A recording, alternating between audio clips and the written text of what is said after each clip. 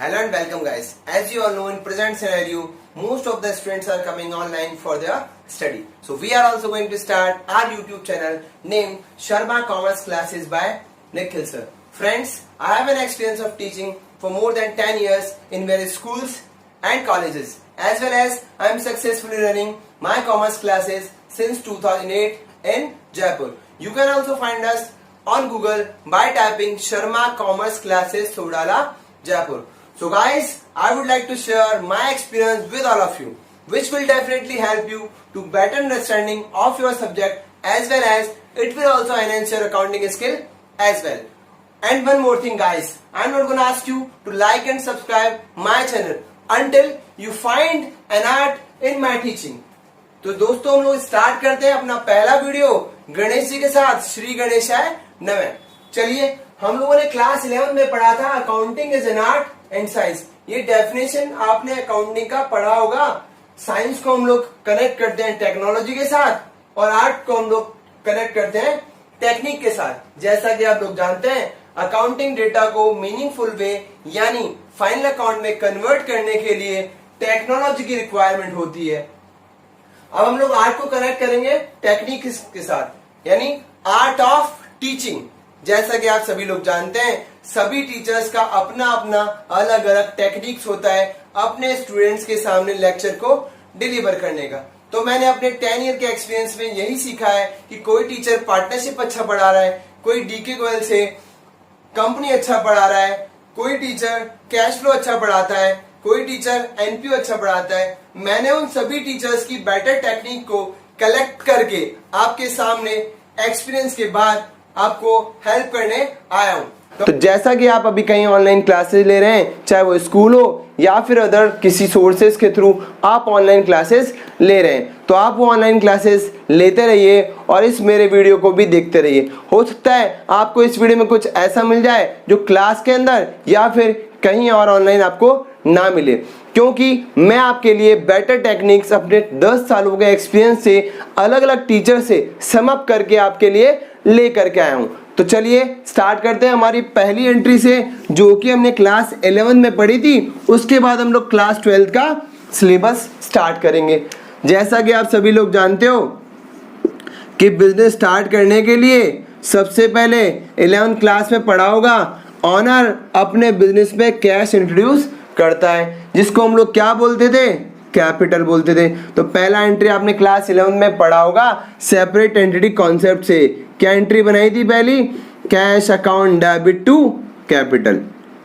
ये एंट्री तो सभी लोगों को आनी चाहिए और ये सभी लोगों ने पढ़ी हुई भी होगी। ये भी पढ़ा होगा इसके बदले कंपनी इंटरेस्ट का पेमेंट करती है, तो उसको बोलते हैं हम लोग इंटरेस्ट ऑन कैपिटल, जो कि हम लोग पार्टनरशिप में भी पढ़ने वाले हैं। अब बात करता हूं मैं आगे इस एंट्री की। ये एंट्री क्लास 11th में काम आई थी, तो ऑब्वियस सी बात है क्लास 12th में भी काम आने वाली है। तो इसी एंट्री को मैं 2 पार्ट में लिखने वाला हूं। अगर आप ध्यान से देखोगे तो मैं इस एंट्री में कोई भी चेंजेस नहीं कर रहा हूं, पर मैंने थोड़ा स्पेस छोड़ा है। उसका रीजन मैं आप सब लोगों को बता दूंगा। तो हमारे पास जो ऊपर एंट्री लिखा हुआ है वो क्लास 11 का है, और जो मैं नीचे एंट्री लिख रहा हूँ वो हमारा क्लास 12 का most of the syllabus cover करेगा। किस तरह से कवर करेगा अभी समझाते हैं। ये एंट्री आपने पढ़ी हुई है सेपरेट एंटिटी कॉन्सेप्ट से। जो भी ऑनर ने बिजनेस में फंड इंट्रोड्यूस किया है उसको हम लोग बोलते हैं कैपिटल। तो ये एंट्री होता है cash account debit to capital. ये हमारे 11th क्लास का टॉपिक था। अब हम लोग 12th में पढ़ने वाले हैं, तो ये जो मैंने 2 एंट्री बनाई है ये 12th क्लास में काम आने वाली है। किस तरह से काम आएगी देखते हैं। देखिए, आपने जैसे पढ़ा था कि बिजनेस में पहले फंड लगाने के लिए सिर्फ एक सिंगल प्रोपराइटर होता था। क्या होता था, सिर्फ एक सिंगल प्रोपराइटर होता था जिसने बिजनेस में कैपिटल इंट्रोड्यूस किया है। अब हम लोग यहाँ पढ़ेंगे पार्टनरशिप और कंपनी के बारे में। तो किस तरह से डिफाइन करूंगा मैं इसको, देखिए। वहां पैसा लगाने वाला सिर्फ एक पर्टिकुलर पर्सन था, यहाँ पैसा लगाने वाले जो पर्टिकुलर पर्सन है वो एक से ज्यादा है, जो कि पार्टनरशिप की डेफिनेशन में अभी हम लोग पढ़ने वाले हैं। तो मान लेते हैं कि कैपिटल लगाने वाले बेसिकली ये 3 पर्टिकुलर क्या है, पर्सन है, जिनको हम लोग पार्टनर्स बोल देते हैं। तो कंपनी ने जो कैपिटल लगाया था वह केवल एक सिंगल प्रोपराइटर था, तो इस कैपिटल के आगे कोई भी वर्ड आपको नहीं दिखेगा। लेकिन इस एंट्री को जब मैंने नीचे लिखा है तो यहाँ थोड़ी जगह छोड़िए, यहाँ एक वर्ड आने वाला है। वो वर्ड क्या है? अब ये जो कैपिटल बिजनेस में लगा है वो पर्टिकुलर तीनों ने मिला करके बिजनेस में लगाया है। मान लेते हैं बिजनेस में 10 लाख का कैपिटल लगा है, 5 लाख इसने लगाया, 3 लाख इसने लगाया और 2 लाख इसने लगाया। तो क्या करोगे? कैपिटल कितना जनरेट हुआ है? 10 लाख। तो लिख रहा हूं मैं कैश कितना जनरेट हो गया कंपनी के पास? 10 लाख रुपीज। अब बात करता हूं कैपिटल के आगे क्या वर्ड लगने वाला है। तो ये जो कैपिटल है किसी एक पर्टिकुलर पर्सन का नहीं है, ये इन तीनों का है जिनको हम लोगों ने क्या बोला? पार्टनर। तो ये कैपिटल अकेले का होता तो इसके आगे कोई वर्ड नहीं लगता, लेकिन ये कैपिटल किसका है? कुछ गिने चुने लोगों का है, या बोल दो पार्टनर्स का है। तो इसके आगे मैंने वर्ड लगा दिया पार्टनर्स कैपिटल अकाउंट। अब इनका नामकरण कर देते हैं। मान लेते हैं 3 लोग हैं ABC, तो पार्टनर्स का नाम ले दो। ये तो हो गया एस कैपिटल, एक हो गया बीस कैपिटल और एक हो गया सीज कैपिटल। क्योंकि तीनों का अमाउंट अलग अलग है, ए के सामने लिख लो 5 लाख रुपीज, बी के सामने लिख लो 3 लाख रुपीज और सी के सामने लिख लो 2 लाख रुपीज। तो ये बेसिकली किसका पार्ट है? हमारे पार्टनरशिप का पार्ट है, जिसके अंडर में हम लोग कई चैप्टर्स पढ़ने वाले हैं। ये पार्टनर्स कैपिटल में हम लोग पढ़ेंगे। अब बात करता हूं मैं दूसरी वाली एंट्री की, जो हमारे कंपनी का पार्ट बनेगी। इसके आगे कौन सा वर्ड लगाओगे इसको भी देख लेते हैं। मान लेते हैं अब बिजनेस में बेसिकली फंड का रिक्वायरमेंट बहुत ज़्यादा बढ़ गया है। 10 लाख की जगह कंपनी को 10 करोड़ रुपीस का रिक्वायरमेंट है।